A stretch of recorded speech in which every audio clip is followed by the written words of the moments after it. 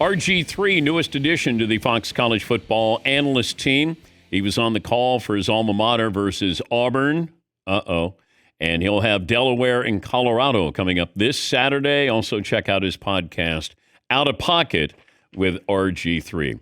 We made a big deal about Arch Manning's debut. Not many players make their debut on a national stage against the defending national champs on the road here.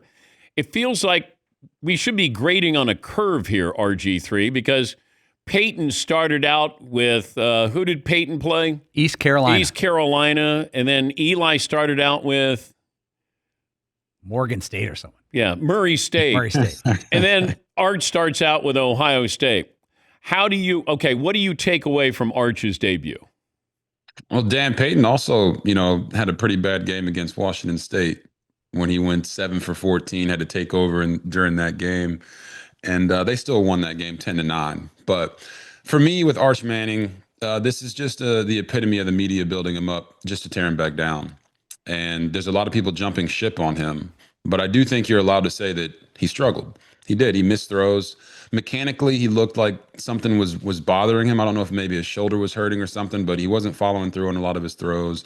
And they were going at guys' ankles, really throughout the entirety of the game. So I think for Arch, listen, that Manning name on the back of your jersey is going to add extra scrutiny to everything that he does.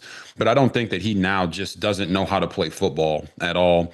I think he had a bad game. I think we're all allowed to have a bad day. And how he responds moving forward throughout the rest of the season will really determine all of his hopes and dreams, being the number one pick, being a Heisman Trophy winner or a trophy candidate in general, will all be determined by how he plays the rest of the year. But I think people piling on him now are really just trying to take shots at the Mannings that they feel like they've never had a true chance to do. And I don't think that's right. But this is what surprised me probably the most. You got Steve Sarkisian. He played the position. He's an offensive-minded head coach. You're going against a defense that is led by Matt Patricia, who, of course, with Bill Belichick.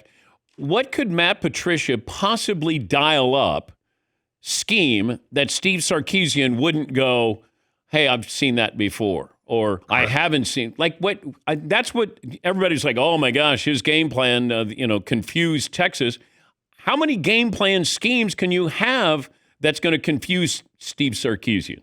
Yeah, Dan, I don't think that they confused Texas at all. And this is what I'm talking about. We had a lot of people talking about how Arch was a generational talent going into this game after him only starting 3 games. Does his name have a little bit to do with that? Yes, but he also possesses a trait that the 2 most famous Mannings that we know of with Peyton and Eli really didn't, which was his legs and his ability to make plays as a scrambling quarterback and as a dual threat.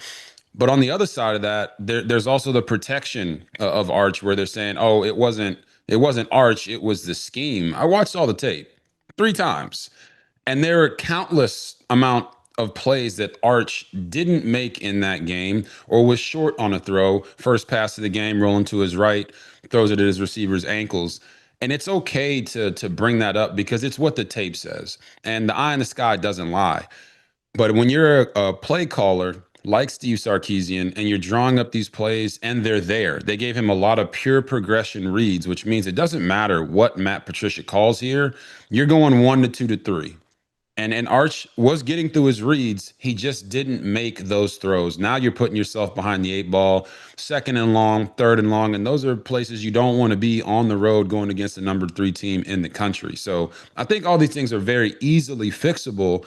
But as you know, in this media game, it gets to extremes where people are piling on him too much or they're protecting him too much. At the end of the day, Arch Manning has to go out there and make the plays that are there. I don't think Steve Sarkisian was trying to protect him with his play calls. I just think that it just wasn't their day.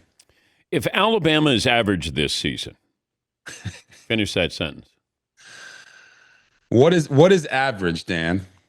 Give me a record. 4 or 5 losses. Yeah, four losses.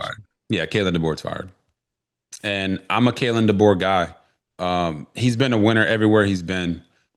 Just to me, with Alabama, it kind of reminds me of like players when they go to a different place and they find success where they didn't have it in the previous stop. Sometimes it's not that the player can't play. They're just not in the right system. It's not the right fit. And for Kalen DeBoer, if Alabama loses 4 to 5 games this year, that doesn't fly at Alabama. There's an expectation of greatness, an expectation of national championships, an expectation of at least being in the national championship picture. And September is going to be very, very difficult. They're playing Georgia here in a few weeks. Yeah. And Kalen DeBoer's leadership style is like the complete opposite in contrast to Nick Saban and how he handled his team. But I do believe that the fear factor of playing against Bama has been eroded by a number of things, not just Saban not being there, but also NIL, the transfer portal. Bama's just not as deep as it used to be and doesn't have that factor of, hey, our 3 deep is better than your starters, because those 3 deeps are now playing at other schools, which is leveling the playing field in college football. So that's my long way of answering and saying, I love Kalen DeBoer. I think he's a great coach. He just might not be the coach for Alabama, but if he wins and they end up being in the national championship picture, I do think that he survives. Talking to RG3, Fox college football analyst, and his podcast Out of Pocket with RG3. Yeah, I remember when Kalen DeBoer joined us when he went to Alabama. I said, "Do you know what you're getting into?" And he was like, "Yeah." And I'm like, "You even if you think you know what you're getting into, you're not. It'd be like trying to be the president of the United States. You know what you're getting into?" I think, no, you have no idea. Even Belichick getting into college football. Okay. 70 new players, and you're having 18 and 19-year-olds. This isn't NFL, veterans taking care of business. 70 new players. Yeah. I don't know. If they win 8 games, that's probably what is expected. But after last night, if I said 8 wins over under, you would take? Oh, I'd take the under. There's a deeper conversation here with Bill Belichick and this North Carolina team as well. You talk about those 70 new players. You mentioned it, Dan. In the NFL, these guys are trying to, put food on the plates of their family, right? Grown men, they understand their responsibilities. They take it as a job. Those 70 new players are trying to figure out where the utensils go at the dinner table, right? So these guys, these are young men. And you're having to mold them. And I'm not saying, hey, throw in the towel on Bill Belichick and Lombardi and what they're trying to build there at Chapel Hill. What I am saying is that it was not recognizable for a Bill Belichick football team. He always talks about do your job. They lost a turnover battle, right? 3-1. Threw an interception, had 4 fumbles, and they lost only 2 of them. But they gave up a 100-yard rusher. They gave up a 100-yard receiver, and then quarterback Josh Hoover threw for 284 yards. So for me, you watch the defense, no gap integrity, no identity. They weren't running to the football. And Kendall Browse is the offensive coordinator for TCU. And he was our receiver coach when I was in college. And I haven't had a chance to talk to him yet, but I know for a fact that every single college coach that is going to face Bill Belichick this year is licking their chops to show him and show his staff that their scheme is better than his. Because for decades now, Dan, NFL coaches have silently been telling college coaches, hey, man, that college stuff don't work up here. And now he's going to the college realm, and they're all going to be saying, oh, hey, Bill, that NFL stuff don't work over here. They're going to use this as fuel to the fire, because I know a lot of players feel the same way that the college coaches do. Why aren't we running more of these college schemes in the NFL? Well, explain that to me and our audience of what exactly is it that North Carolina is trying to do that is going to be to their detriment? First and foremost, when you talk about the NFL game compared to the college game, the biggest difference isn't just the age of the guys and the maturity level. It's also the hash marks. So in college football, the hashes are much wider. So your boundary side of the field is shorter and the field is much wider. So some of the gap responsibilities that Bill Belichick is used to because of the tight hashes in the NFL, they go by the wayside. I've had many NFL defensive coordinators when I played in college come to college and didn't know how to play college quarters because of the hash marks. Now you got a safety playing quarters with way more field that he has to cover on the field side, putting him in one-on-one matchups. It's why coverage in college football from the safety position is more important than it's ever been in the NFL, because you can hide those guys and not have them on an island against a guy who runs a 4-2. So when you look at Belichick and what their adjustments are going to have to be, it's the tempo. NFL, most teams are only used to tempo in 2-minute drills. I would just call Baylor versus Auburn. Both teams ran tempo the entire game. It was hard to get a replay in. They're gonna have to adjust to those types of things.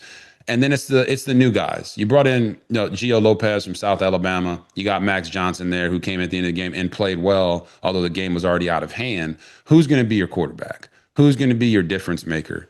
In college, that's way more important than it is at the NFL level. If you get one Lamar Jackson in college, you can win 8 games. In the NFL, you need Lamar Jackson and Derrick Henry and Zay Flowers and Marlon Humphrey. And that's what I think Bill is more used to, is those already pre-qualified players that he knows are going to be where they're supposed to be. Now coming to the college ranks, it's just a lot different. And TCU exploited that. Sonny Dykes said, hey, they're talking about Bill. They should be talking about us. And I think they proved that. Yeah, when you talk about a quarterback make a difference, like you at Baylor, like Cam at Auburn. Correct. Who's the greatest college quarterback of all time, in your opinion? Oh, the greatest college quarterback of all time, just from a pure accolade standpoint, I'd have to go with Tim Tebow. I think what he was able to accomplish at Florida, the speeches. How about 1 year? 1 year, 1 year greatest college quarterback. I'm going to exclude myself from this conversation. Of course you should. He's going to put that out there. Unless you feel like you had the greatest single.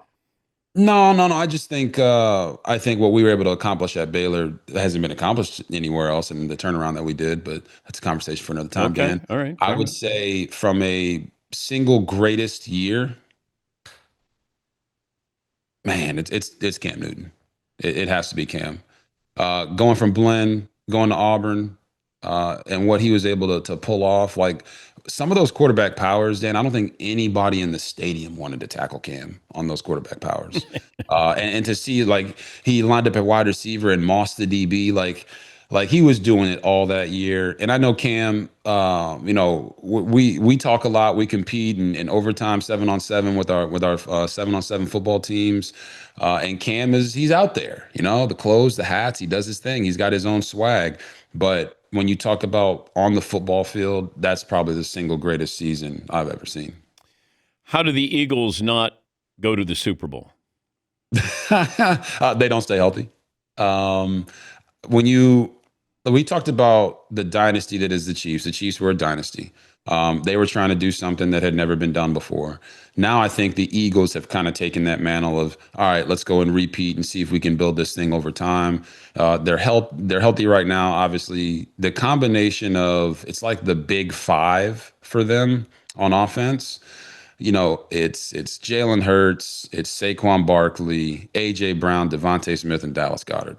That big five right there is certainly the best big five in the NFL, because it's never been a big five, Dad. It's always been like a big three or a big two. So I think for the Eagles, as long as they, don't get complacent, they're the favorite to repeat as Super Bowl champs. It's just going to come down to them staying healthy. And I think Nick Sirianni is actually one of the best coaches in the NFL and doesn't get enough credit for what he's been able to do to keep that team together and focused over the last few years. What's it like to go back to pass and you have somebody with the athleticism of Micah Parsons? Oh, yeah. It's a split second, and he's there. You got to kind of keep an eye. Well, you tell me. You're going back to pass, and he's there. What is that feeling like for a quarterback? Oh, it's nightmarish, I would say, because Micah isn't just your. Like, I knew when I played DeMarcus Ware and we were playing with the Redskins at the time and against the Dallas Cowboys, I knew I could get away from DeMarcus because I was more athletic than DeMarcus. But with Micah, Micah beat Tyreek Hill in a race. Now, and I know Tyreek was kind of jogging or whatever, but still, that was impressive. So, with Micah, his change of direction, his acceleration, and his speed, he can not only hit you hard, but he can run you down. So I know you're getting into the realm of like the Dallas Cowboys and making that trade. It doesn't make any sense to me because you kind of paid Deron Bland to kind of distract from the fact that you traded away Micah Parsons. And I'm always for guys getting their bread. I'm happy for Deron. But we're not going to forget that you just traded away the actual generational talent that you've been looking for. And you got only 2 first-round picks for him. And those 2 first-round picks, you know what you're hoping they become, Dan? You're hoping they become Micah Parsons. So that to me, you got to get at least 3 first-round picks for him if you're going to trade him away. I've heard a lot of stuff behind the scenes when it comes to Micah, but on the football field, his production is very hard to replicate. You have to ask yourself, who's in a better position now to win the Super Bowl? Is it the Dallas Cowboys or is it the Green Bay Packers? And I think overwhelmingly, it's the Green Bay Packers. Great to talk to you, as always. Have fun. Safe travels to see Dion. Appreciate you, brother. We'll talk soon. That's RG3. Out of Pocket podcast with RG3. And he has Saturday on Fox at 3:30 Eastern, Delaware against Colorado.